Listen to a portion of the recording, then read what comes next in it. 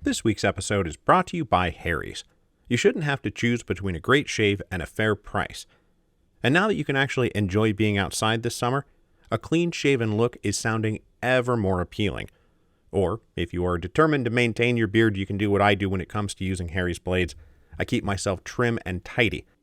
I love how easy the blade glides, and the shave gel leaves me feeling smooth and clean. Harry's is giving their best offer to Revolution's listeners. New Harry's customers can redeem a starter set. You get a 5-blade razor, a weighted handle, foaming shave gel with aloe, and a travel cover to protect your blades when you're on the go. That is a $13 value for just $3. There's truly never been a better time to try Harry's, so go to harrys.com/revolutions and try Harry's today.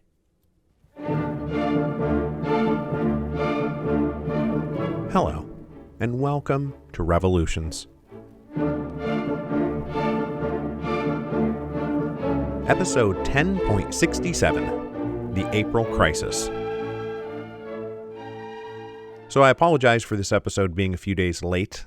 Pub week for Hero of Two Worlds has been insanely hectic, but I have done a bunch of other podcast interviews, including Based on a True Story, My History Can Beat Up Your Politics, Tides of History, Chris Raback's Conversations podcast, as well as a thing on the radio, which is also up on YouTube with KPFA for their Letters and Politics show. I have even more interviews upcoming, including one with Ben Franklin's World, Deeper Social Studies, and LitHub's Keen On podcast. So even though I'm a little late on this podcast episode, if you go out to anyone else's podcast episodes, you'll probably find me popping up. And for all the ones that I've just mentioned that are already out, I'll drop the links to it in the show notes and you can listen to it at your leisure. I also won't belabor this point, but it has been a great week. I'm just so excited and thrilled that Hero of Two Worlds is finally out there and everybody can get their hands on it. People have been sharing photos of them with the book, and I can promise you I will never get tired of looking at those photos. I have an insatiable appetite for all genres of book pictures, including Hero of Two Worlds in front of the indie bookstore where it was purchased at, Hero of Two Worlds with your adorable family pet, Hero of Two Worlds with your alcoholic beverage of choice, that's a particularly popular one, and of course, Hero of Two Worlds in an appropriately beautiful natural setting. I love them all. I thank you all very, very, very, very much. And with that, on with the show. Now, last time we brought Lenin back into the fold, ending with him getting off the train at Finland Station with his fellow émigré Bolsheviks on April 3rd, 1917. When he returned, he was clutching a draft of what became known as the April Theses, a blunt 10-point plan that he believed should guide the party now that the February Revolution was an accomplished fact. Now, as we've seen, nearly all the revolutionary socialist leaders in Petrograd during the February Revolution wound up going along with the general plan of coming together inside the Soviet while nominally supporting the provisional government as the legitimate government. Even the Bolsheviks' paper, Pravda, which had recently passed into the editorial hands of a guy we haven't introduced yet named Kamenev, and then a guy we have introduced, Joseph Stalin, acknowledged the strategic value of allying with the other socialist parties and recognizing the legitimacy of the provisional government, at least for the time being. When they received Lenin's first letter from afar, they heavily edited it to take out all the parts recommending intransigent hostility to the government and then published it. When the second letter appeared, they read it and did not publish it at all, concerned that Lenin's attitude was disastrously out of touch with the real situation in the capital. And there's a fun anecdote where Lenin disembarks at Finland Station and he sees Kamenev and he waves a copy of Pravda that Lenin had gotten his hands on and said, "What nonsense is this I'm reading?" The next day, Lenin delivered a speech to an assembly of all social democrats at the Tauride Palace, not just Bolsheviks, but also Mensheviks and other unaligned independents. Because as I've mentioned, there was a lot of talk at this point of reuniting the party and ending the formal Bolshevik-Menshevik rift. Lenin, as usual, was very interested in party unity, as long as that party unity happened under his new 10-point plan, which he believed they must put into effect immediately. Now, point 1 tackled the question of the war head-on. It said, in our attitude towards the war, which, under the new government of Lvov and company, unquestionably remains on Russia's part a predatory imperialist war owing to the capitalist nature of that government, and not the slightest concession to revolutionary defensivism is permissible. Point 3 bluntly said, no support for the provisional government. And this was a direct contradiction of the agreed policy of everybody in the room.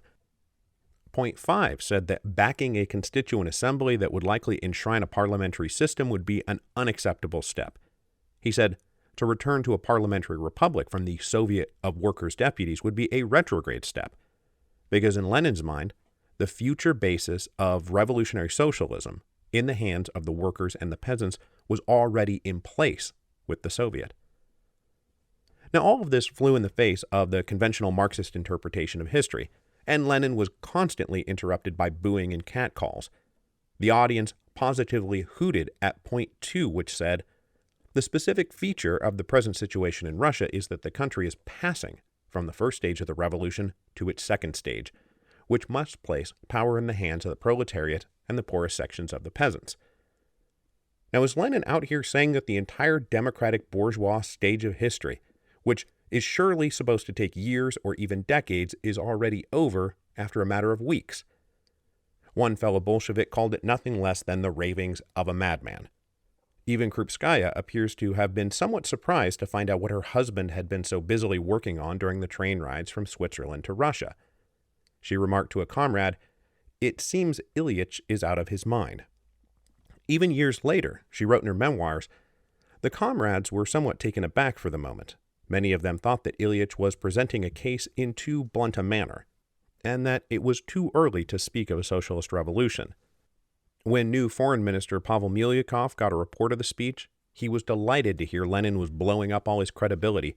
Milyukov said Lenin made his case with such an effrontery and lack of tact that he was compelled to stop and leave the room amidst a storm of booing. He will never survive it. With the general consensus that Lenin had revealed himself to be an out-of-touch lunatic who could be safely ignored, the real leaders of the Russian Revolution went back to work, and they were now joined by many other older emigre leaders. Lenin was not the only one getting off a train. In their desire to prove that Russia was turning a page from despotism to freedom, the provisional government issued a more or less blanket amnesty for Russian exiles, and they all started streaming home.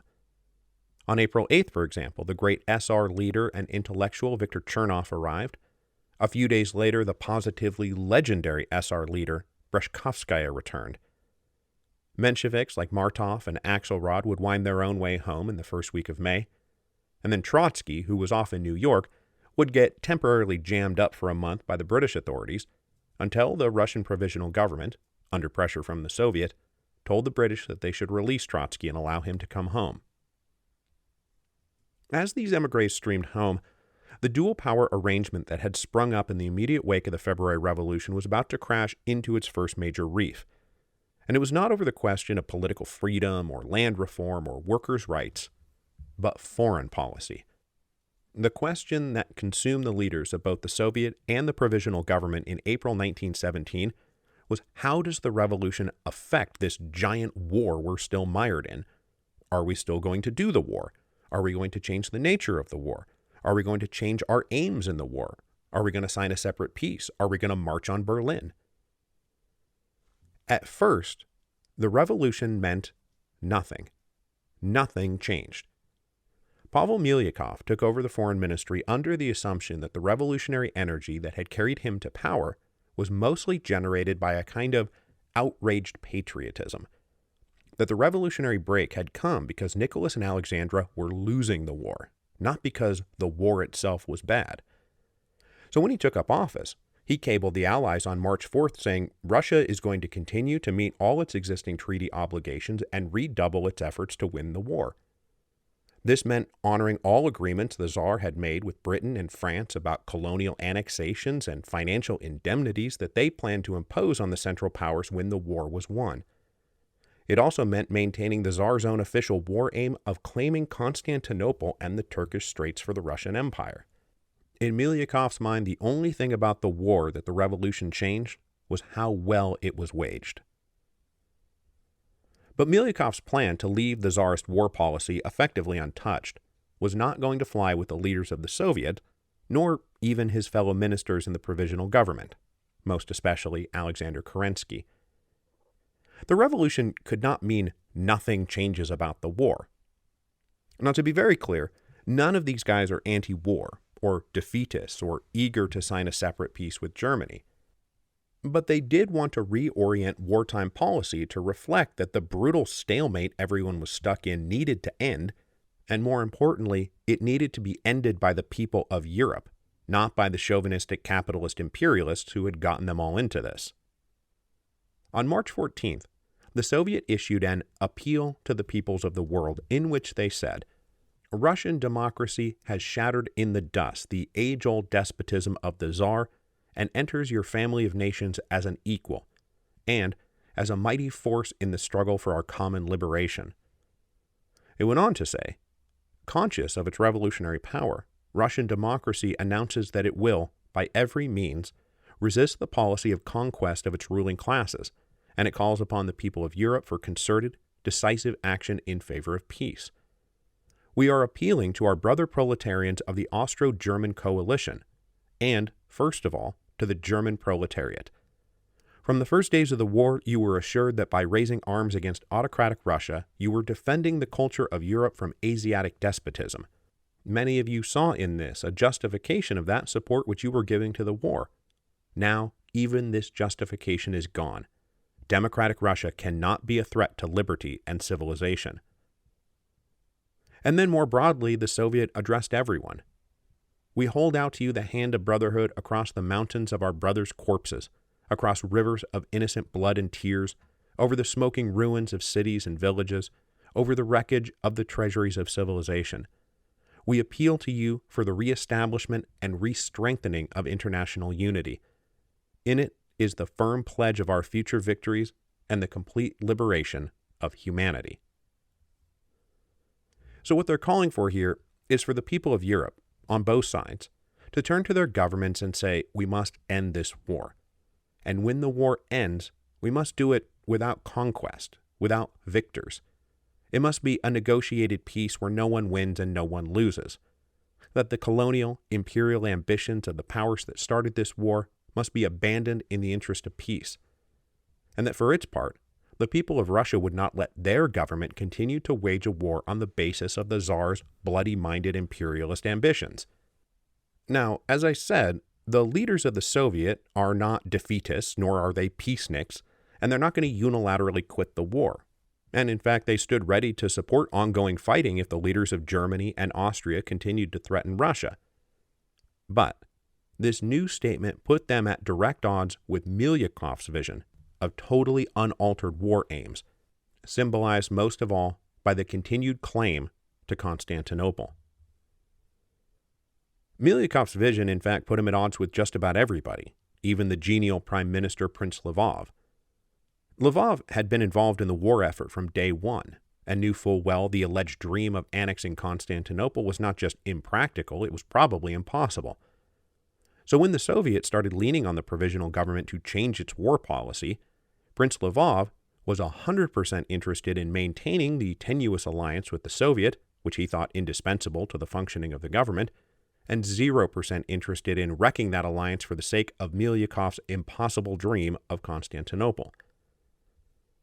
Under unanimous pressure from his fellow ministers, Milyukov drafted a new statement of war aims for Russia, which announced that Russia rejected annexations and indemnities as war aims, at least for itself, but it reiterated the need to maintain their treaty obligations.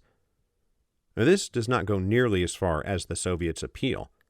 In fact, it wasn't clear it went anywhere at all, especially because Milyukov gave a press conference on March 23rd welcoming the United States into the war and echoing President Wilson's call for the Allies to orient the future peace in the direction of national self-determination. Milyukov floated the novel argument that Russia claiming Constantinople did not fall under the category of imperial annexation at all, but would instead be an act of liberation for the native Orthodox Christians from the foreign occupying Muslim Turks who had been squatting in the city for 500 years.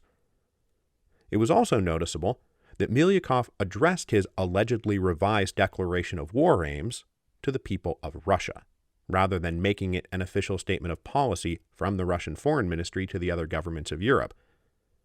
So when this was published on March 27th, his watered-down formulations weren't even policy yet. They were just words. The leaders of the Soviet read this and determined that at a minimum they could not let Milyukov get away with this no annexations or indemnities policy not actually being policy. For the next 2 weeks, they exerted pressure on the provisional government to circulate Milyukov's March 27 declaration as an official statement of policy. When Milyukov held out, Kerensky leaked to the press that the provisional government was on the verge of making it policy, which wasn't true, but he hoped that it would force Milyukov to cave, which is more or less what happened. Even though the other ministers were furious at this misinformation Kerensky had leaked to the press, none of them wanted to die on the hill of Constantinople. So on April 18th, they gathered to draft a revised declaration of war aims that Kerensky said he believed should have satisfied the most violent critics of imperialism. But in reiterating its commitment to winning the war, the statement also said that the Allied war aims were liberatory in nature and thus compatible with the aims of the Russians. It also pledged to recognize, and I'm quoting here, those guarantees and sanctions which are necessary for the prevention of new bloody conflicts in the future. When the leaders of the Soviet got a copy of this draft, they were not mollified, they were not satisfied, they were angry. This revised draft was just a giant exercise in obfuscation. It recast British and French post-war plans as liberations, not annexations, and redefined indemnities and sanctions not as punitive and vengeful extensions of the imperial conflict, but as some kind of medicine that would prevent future wars from breaking out. Nothing was changing here. The text was not well received by the military sections especially, who felt, not unjustifiably, that the government was trying to hoodwink them into resuming the war on behalf of the same old capitalist imperialists, and not on behalf of the freedom and peace of Europe. So, this brings us to the April crisis, the first true test for the provisional government, the first true test for the Soviet, the first true test of the revolution. Now, possibly, the April crisis was also Lenin and the Bolsheviks' first attempt to seize power. But the record is so muddled, and everyone so thoroughly and immediately declaimed responsibility, that whatever evidence exists for this is circumstantial and hearsay, and it's hard to make a definitive determination as to the premeditated involvement of Lenin and the Bolshevik Central Committee. But what we do know is that on April 20th, 1917, the revised war aims started getting published in the paper, and a member of the Soviets' military section went around stirring up angry discontentment and saying we need to march in the streets to protest this. And not only that, we need to march out under arms so they know that we're not kidding. Those who came out tended to come from areas and sections where the Bolshevik presence was strong, and once it got going, Bolshevik Party members were quick to get out in front and encourage others to join the protests. But where are Lenin and the other members of the Central Committee? They stay off the streets and well away from events. So opponents of Lenin are going to say absolutely this was his first attempt at a coup and it didn't work, while defenders of Lenin are going to say, wow, this is just something the Bolsheviks kind of got caught up with that was spontaneous and which Lenin himself did not orchestrate as a power grab. But what's not in dispute at all is that starting on April 20th, armed protesters are marching through the streets of Petrograd, and that's a major test for the legitimacy of the provisional government and also of the Soviet. Now, the new military governor of Petrograd, General Kornilov, wanted to bring out his own troops to restore order, but the Prime Minister, Prince Lvov, and the rest of the provisional government did not want to resort to the same old czarist tactics. They wanted instead to rely on persuasion and popular cooperation to defuse the demonstration, at least disarm it. What good was a revolution if it just turned around and started murdering its own people? Events then became very complicated when, a few hours later, a counter-demonstration showing support for Milyukov also spontaneously formed and started marching around Petrograd. Events like this convinced Kerensky that in his estimation, the two greatest dangers to the Russian Republic were, and I'm quoting here, followers of Milyukov and those of Lenin. Kerensky believed they now represented the two radically uncompromising poles of the revolution that would wreck everything, while everyone else was trying to make a good faith effort to reach a unified compromise. That night, the leaders of the Soviet and the Provisional Government met to figure out how they could resolve the polarizing conflict. The general sense on both sides was Milyukov needed to back down. All they needed to do to resolve the crisis was let the revolution be a thing and revolutionize Russia not just domestically, but internationally. I mean, why not commit to peace without annexations and indemnities? Especially if not making that commitment would wreck revolutionary unity and invite their collective downfall. Viktor Chernov, who was there at this meeting, made a joke that everyone could nod along with, that Constantinople was a question of geography, best left to the Minister of Education, not a question of statecraft, in the hands of the foreign minister. They came to no firm resolution that night, but when the armed demonstrations continued the next day and in fact got worse, they recognized it as a challenge not just to the authority of the provisional government, but to the Soviets' authority as the sovereign voice of the people. With clashes breaking out all over the city and a couple people winding up dead, the Soviet issued an order declaring these protests did not have the Soviet sanctions and they must cease at once. They instructed all citizens to disarm and go home, and that everyone must maintain order, peace, and discipline. And this mostly did the trick. The workers and the soldiers did believe the Soviet had some kind of legitimate authority. And then, if we followed the story that Lenin and his comrades were behind all of this, their own line was that the Soviet was the legitimate authority, and to wreck that legitimate authority by contesting the order would have long-term strategic consequences. Lenin wanted to take over the Soviet, not wreck it. So the 2 days of armed demonstrations in Petrograd came to an end. When the crisis passed, the provisional government issued a declaration on April 26th, emphasizing that they did not want to have to turn to czarist tactics to keep order, and they were essentially pleading with the people to please remain orderly and peaceful. The provisional government, the statement read, believes that the power of the state should not be based on violence and coercion, but on the consent of free citizens to submit to the power which they themselves created. Not a single drop of blood has been shed through its faults, nor have restrictive measures been established against any trend of public opinion. They also warned of the dangers of allowing the destructive and chaotic impulses of the people to get the better of them. They should avoid the path, and I'm quoting here, well known to history, leading from freedom through civil war and anarchy to reaction and the return of despotism.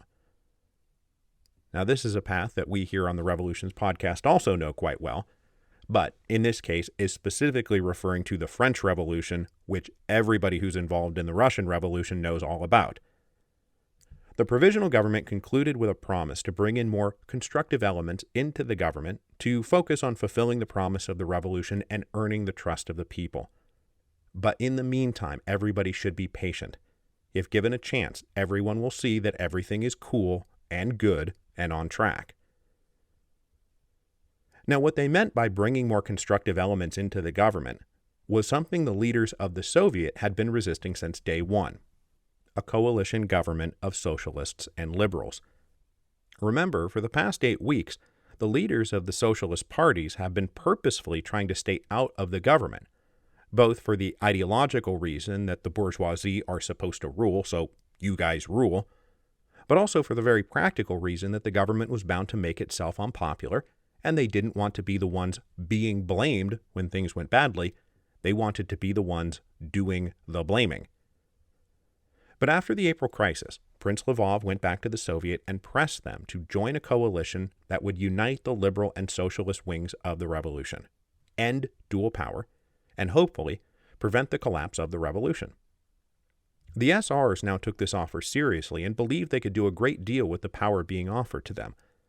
The Mensheviks were more reserved, as they still really liked the idea of letting the liberal bourgeoisie have power during their appointed historical hour, so that later the socialists could overthrow them and have power during their appointed historical hour. And most of the Bolsheviks, though not all of them, were hostile to the notion of a coalition government, as Lenin was busy making his program the program of the whole party. When the executive committee of the Soviet voted, they voted against forming a coalition. Now, Alexander Kerensky, meanwhile, who had been trying to be the bridge between the two sides, was now starting to despair. He had kept his head down during the April crisis, but now re-emerged having lost some of his energetic optimism. He gave a speech where he despaired at the chances of the Russian people peacefully coming together rather than violently breaking apart. He said, "At the present moment, with the victory of new ideas and the establishment of a democratic state in Europe, we can play a colossal part in world history. If we can encourage other peoples to follow our path, if we oblige our friends and our enemies to respect our freedom. But if, like worthless slaves, we are not an organized, strong state, then a dark and bloody period of internecine strife will ensue, and our ideas will be cast under the maxim of state. Might is right." He then went on to the more famously quoted portion of this speech where he says, "I regret that I did not die then, 2 months ago. I would have died with the great dream that a new life had been kindled in Russia once and for all, that we could respect one another in the absence of whips and sticks, and could administer our own state, not as the former despots ruled it." He was no longer sure that was possible, and he said, "Comrades, you could be patient and silent for 10 years. You were able to carry out your obligations imposed on you by the old hated government. Why do you have no patience now? Surely the Free Russian state is not a state of rebellious slaves." Over the next few days, the leaders of the Soviet received many telegrams, petitions, and letters from comrades and supporters across the empire, all of those provisional Soviets that had been forming out there, for example. And they were all saying, "We should form a united coalition government. That's what we want you to do. That's what's best for the revolution. That's what's best for Russia." So on May the 1st, the Executive Committee of the Soviet reconvened, and this time they voted 44-19 in favor of forming a coalition with the liberals.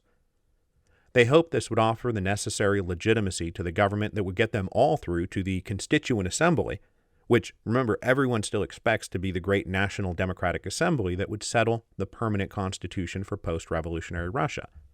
In fact, ensuring the Constituent Assembly wasn't put off indefinitely was one of their key demands for joining a coalition government. Another of their demands was, of course, changing the Russian government's war aims, which they now insisted would be pursuing a general peace as relentlessly as possible without signing a separate peace with Germany. Meanwhile, the liberal cadets had their own demands, one of which is that they wanted to maintain a majority inside the ministry. And the Mensheviks in particular leapt at the opportunity to agree to this demand because it meant that when things went bad, and things would go bad, they could say, "Hey, we're not the majority here. It's not our fault." The two sides spent the next several days hammering out a deal and assigning new seats in the ministry. Many of the existing ministers remained inside the government, they just switched portfolios. The most consequential switch was Kerensky moving from Minister of Justice to Minister of War. Prince Lvov had sounded out the front commanders about this and determined that they were on board. Kerensky had given several speeches clearly advocating for continuing and winning the war, and his name meant something to the rank and file in the army and in the navy. The position of the senior commanders was that Kerensky at the Ministry of War meant that they would be able to reassert something like discipline on the rank and file. The most important new member of the government was the SR party leader Viktor Chernov. After decades in the revolutionary underground, he was now suddenly made Minister of Agriculture, a pretty great place for an SR to be, as they always wanted to win over the peasants and implement the kind of truly revolutionary land redistribution that they've been talking about for more than 20 years.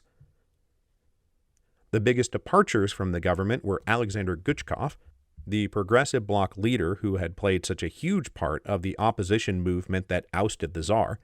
He resigned believing that Russia was now headed for disaster. The other was Pavel Milyakov. His bumbling of the foreign policy question had gotten this whole mess going in the first place, and he resigned from the government after being asked to move from the foreign ministry to the education ministry, where the matter of Constantinople was best addressed.